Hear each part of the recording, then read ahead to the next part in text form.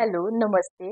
Common entrance exam दिएर बसिरहनुभएका प्रिय विद्यार्थी दाजुभाइ तथा दिदीबहिनीहरूका लागि एकदमै खुसीको खबर। हजुरले कमन इन्ट्रान्स एक्जाम दिनुभएको छ र कुनै कारणवश हजुरको नाम मेरिट लिस्टमा निस्किएको छैन र तपाईँ आफ्नो भविष्यको लागि चिन्तित हुनुहुन्छ। अब हजुरले चिन्ता लिनु पर्दैन। यदि हजुरहरू आफ्नो करियर मेडिकल फिल्ड वा प्यारामेडिकल फिल्डमा बनाउन चाहनुहुन्छ भने हामीले हजुरहरूका लागि इन्डियाका प्रसिद्ध विश्वविद्यालय जहाँ तपाईँले BSc anaesthesia and critical care, BSc operation theatre technology, BSc cardiac care technology, BSc renal dialysis, BSc dialysis technology आदि जस्ता कोर्स गर्न सक्नुहुन्छ।